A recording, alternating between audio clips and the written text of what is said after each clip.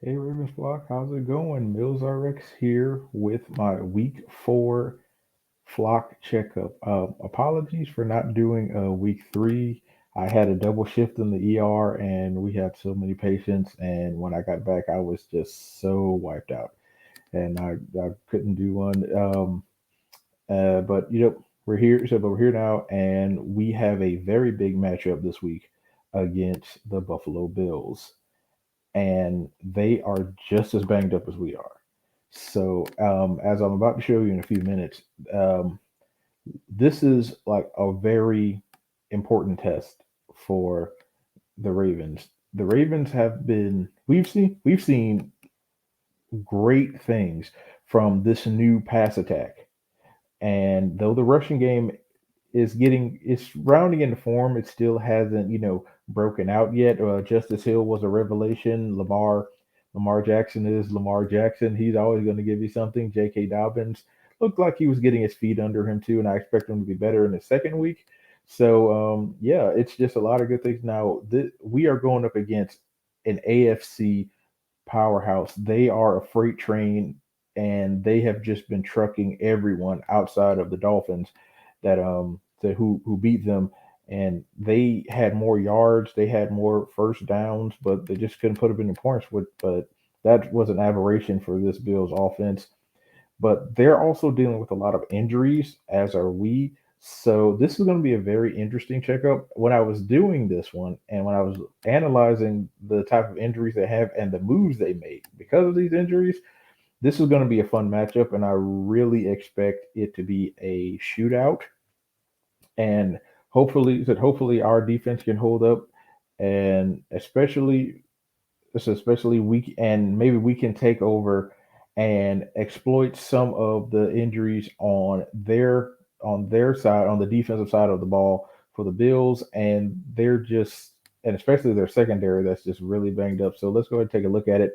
So right now we're going to get into this is my week 4 flock checkup. We're going to get into the actual injuries, and I'm going to break down um, our official report that was released today, the Bills report, and also and a lot of they made a lot of moves. We both were very busy because of these injuries, and these moves can have impacts on the game. And I'm going to take you through them, and we can go through them together, and we'll see just how impactful they will be. So we'll start with ours. See, and as you see, this is the shortest. I believe this is the shortest injury report that we've had since the beginning of the season, and now we're officially one quarter into the season, and we're getting healthier. It looks like, which is really good. Now, now as you can see, we as you see J.K. Dobbins. J.K. Dobbins is on the list. Justin Houston, Patrick McCarry, Marcus Peters, James Prochet, and of course Ronnie Stanley. Now, if you look at my notes over here, J.K. Dobbins, he is active. He will play on Sunday. Now, early in the week, people were really concerned that he had a chest injury. It was actually rib injuries, and he had some mild bruising in about two of his ribs on the left side.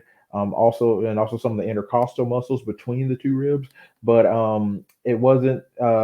He had some discomfort and some tenderness, but it didn't keep him from practicing. He put in full practices. He put in full practices after that limited one on Wednesday, and he was able to do all the drills. So I expect him to play and look better than he did last week as he works his way back from that multiple ligament injury in his knee. Marcus Peters, he was taking it easy. Like you said, he had a vet day off. He rested on Wednesday, and then he had followed that up with two full practices. He's fine. His knee has full range of motion. He was just taking it easy. They were just being precautious with him, as they should. Now we're getting back James Prochet. Now, like as I've said on Twitter and also on YouTube and YouTube comments, James Prochet has been dealing with soft tissue injuries since training camp.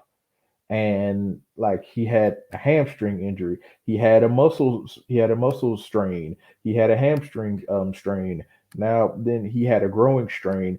He actually did hyperextend one of the adductor muscles in his growing. He got a lot of PT, a lot of work, worked it out, and he had 3 full practices. They took him off of the injury list. He will be active now. If he will play, we don't know. He may be a healthy scratch, but he's available, and maybe he gets some snaps, maybe not, but we'll see. Now, in my doubtful list, we have pretty much the two main injuries from last week. They didn't practice. They haven't practiced all week, as you can see with Justin Houston and Patrick McCarry. They haven't practiced all week because of those injuries. Now, we got some clarity about their injuries. Justin Houston was said to have a growing strain. He actually pulled and has some micro tearing in the adductor muscles, just like James Prochet. James Prochet just only hyperextended, or he overworked and overstretched the adductor muscles.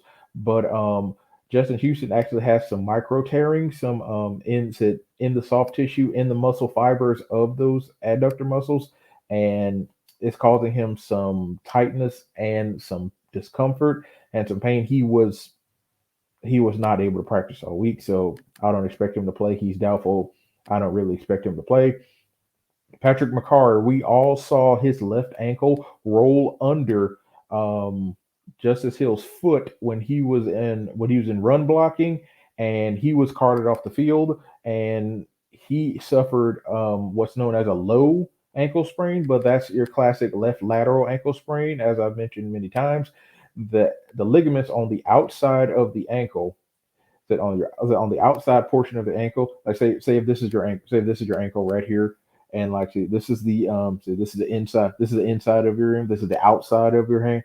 The ligaments right here on the outside of your ankle, those are hyperextended. Those are stretched. There even might be some small tearing in the fibers. It might be small tearing in the soft tissue, but yeah, this is just one sprain.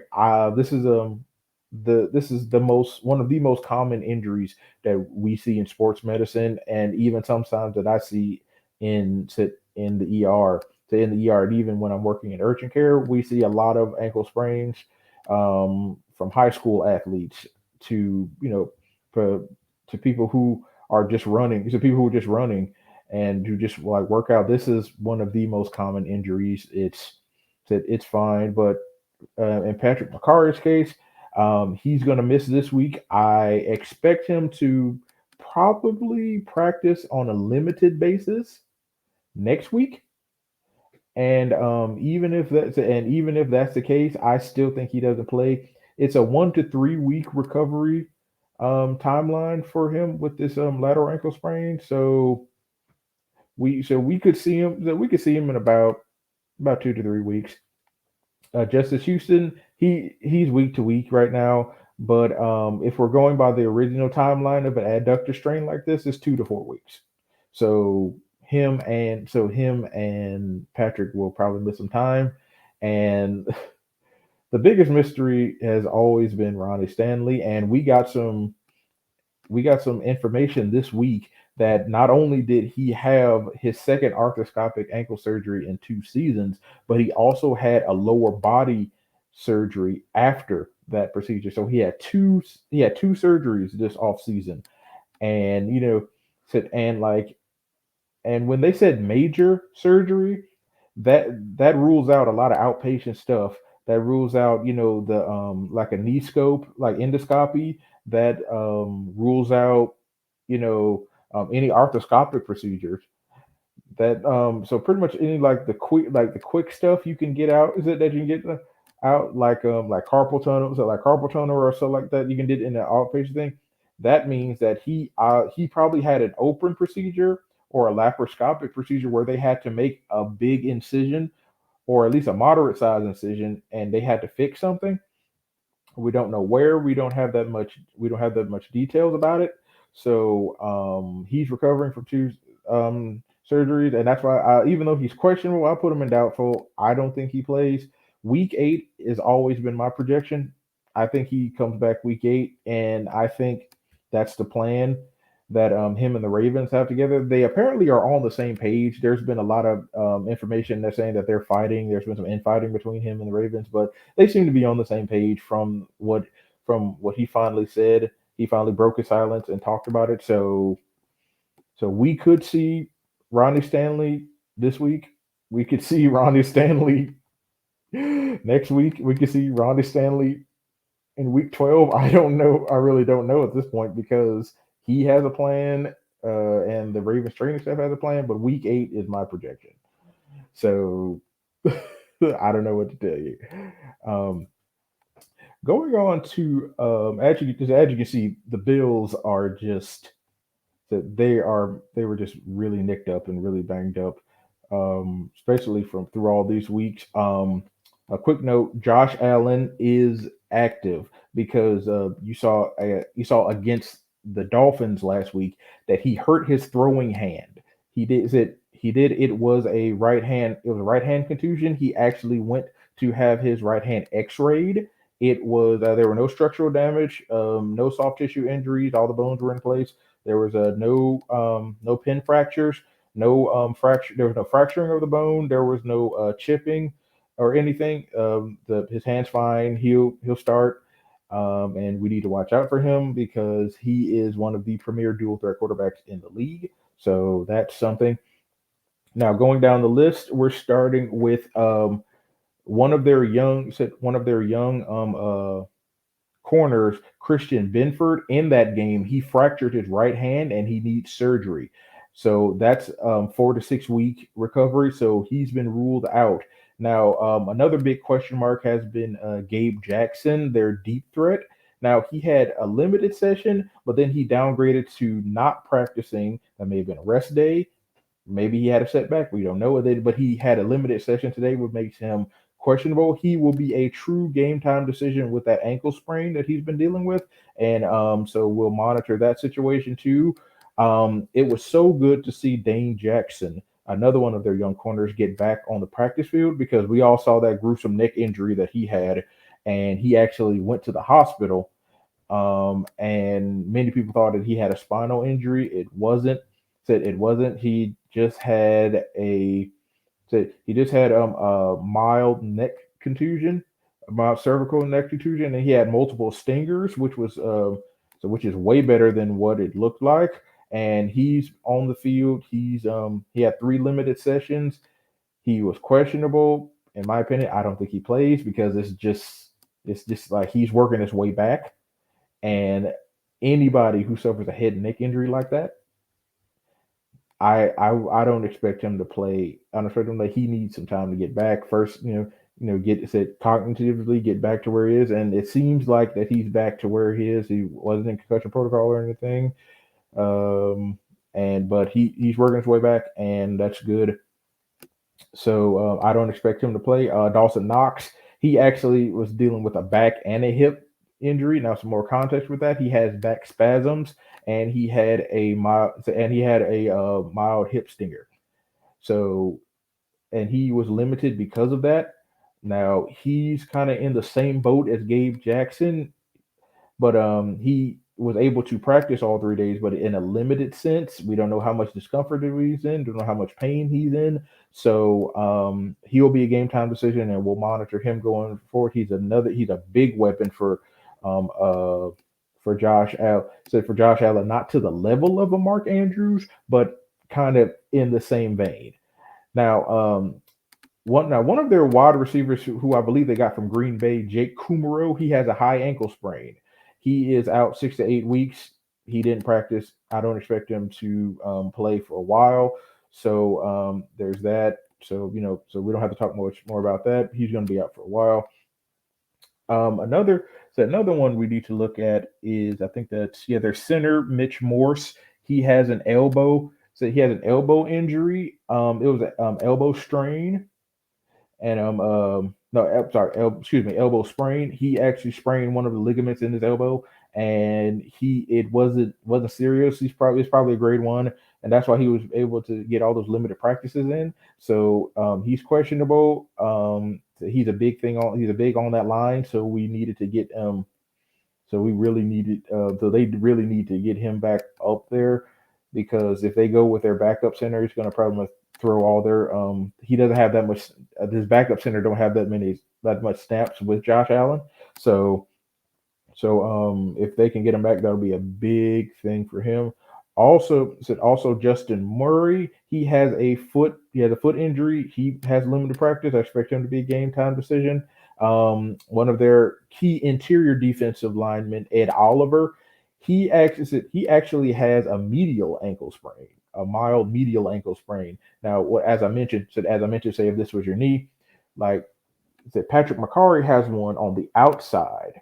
Now, the ligaments on the outside of your ankle are thinner than the ligaments that are on the inside of your ankle. These are more fibrous and they have more and they have more soft tissue in them and they have more connective tissue in them, make them thicker, so they're tougher and it takes them longer to heal.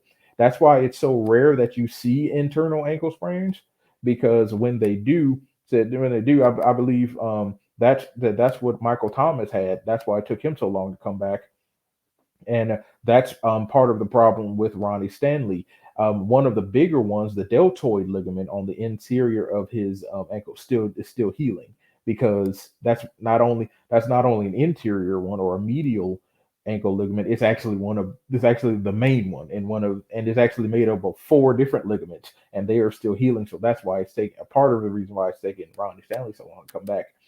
But Ed Oliver actually has a grade one medial ankle one, so he's just hyperextended those. There's no tearing from what I understand, but he's a game time decision, and like if they can get him back, that just makes that front seven even more ferocious.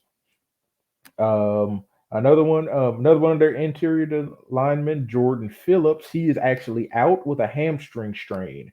He may have some tearing in one of the three muscles that makes up the hamstring. So he was dealing with some pain. He was not even able to practice. One that there was some inflammation on the interior of his leg, and if that's the case, it's probably the semi membranous muscle. That's one of the three muscles that make it up. And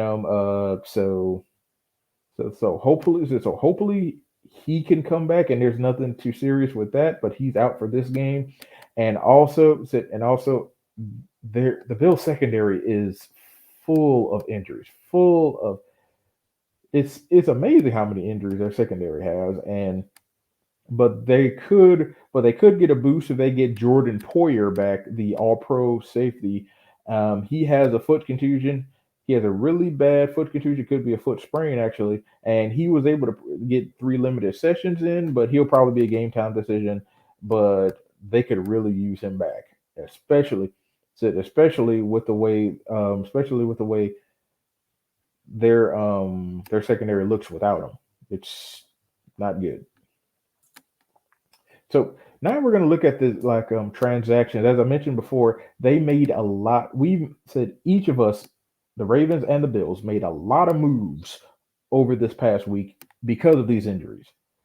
Now, these are the five. I went through all of them. These are like to me the five biggest moves that said. Now we're going to start with the moves we made. Now we signed Jeremiah Atachu, and also offensive lineman Zach Johnson to our practice squad. Now, this is because these are in response to Jordan Houston to Justin Houston's adductor strain and also the injury to Patrick McCarry because Zach Johnson has some experience left tackle, left guard, and right tackle. So he's a versatile swing tackle. I wouldn't be surprised if we called him up for this game, and he'll be the swing tackle because I expect us to start Daniel Fa'alele on the left side like we did last time. He was forcing the action after Patrick McCarry got hurt, and I expect Morgan Moses to be on the right. Now, as the game went on, Daniel seemed to be doing well, and getting his feet under him. He actually had three starts at left tackle when he was at Minnesota, and he didn't, and he only gave up two quarterback pressures, but no sacks. So that's something to build on. Now, because we bought those two in, we had to release Fakai Polk and also cornerback T.J. Carey. I believe Makai Polk is on the Giants practice squad. Someone check me on that, but I believe he has already found a team, and I'm not sure on T.J. Carey. Now that now we released Daryl Worley, the defensive back, the corner who also plays some safety for it. But then we brought him back in, and so we're giving him the full Geno Stone treatment. So, and like so, yeah, he the like, we going we sign him, we release him, sign him, release him, just the same thing. But he makes plays for us, and he's done really well. So I really expect us to sign him for the rest of the season, or at least keep him as a piece, because our secondary is kind of limping right now. Um, and of course, we placed Michael Pierce on on the season-ending IR because of the left bicep rupture. Now he is going to have surgery on that left bicep. The distal bicep tendon. That's the tendon that actually connects the bicep to the radius bone, and also to the forearms, and also to the forearm. So he's going to have that reattached either by sutures or by an anchor that is held in place by sutures. So when that is put back in place, the tendon and the muscle will be reattached.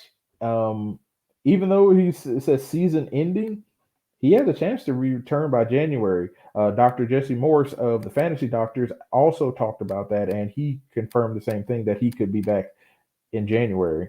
So so who knows? We make a deep playoff run, maybe get him back. Maybe we put in something to get him reinstated from the season. But I don't think we could be able to get him back. He's done. And then the big move, we signed edge rusher Jason Pierre-Paul to a 1-year deal worth $1.35 million, and 1.15 million is guaranteed, and the other 200,000, I believe, is performance based. So if he hits certain things, if he hits certain marks, like if he gets 10 sacks or something like that, he'll get the $200,000. Um, a lot of reports are saying that he could potentially play. His conditioning is back where it needs to be. He understands some of the playbook, but we'll see if he's active. But yeah, it'll be a great addition to him because we only have one outside linebacker, which is Odafe Owe. He's the only healthy one, and Malik Harrison can play on the outside, but we need him more for depth inside. So we'll see where that goes. The Bills have also made a lot of moves. They placed Micah Hyde, another one of their All Pro safeties, on the season-ending IR. Now he has a cervical herniated disc. Now he has a herniated disc in his neck, right here in the cervical vertebra, C1 through 5. That's the top of your vertebral column. Like it goes from about C1 through C5. So yeah, he probably has one. I believe in the C2 to C3 region. So yeah, he has a herniated disc. Think Chris Carson. Think Chris Carson, the running back for the Seahawks, who has missed the last 2 seasons with herniated discs in the next. They're not fun, and those discs in between the bones of the thing, they bulge out, get inflamed, and it's really uncomfortable. They released Prince Emili, who was on their practice squad, and also they placed one of their offensive tackles, Tommy Doyle. He ruptured his ACL, and now he's on season-ending IR. So they're down in offensive linemen. So they're down in offensive linemen. But as you just they signed. Apologies there. It should be say Justin Murray, as you saw on the Bills injury report. They signed Justin Murray to fill the void of Tommy Doyle, but he has a foot sprain. So, so, so that's bad luck for the Bills that they bought him in to fill in for Tommy Doyle, but then he has a foot injury. That's nature of the beast, I guess. Um, and also they a big move that they made is they signed Rhodes Close himself, the corner Xavier Rhodes.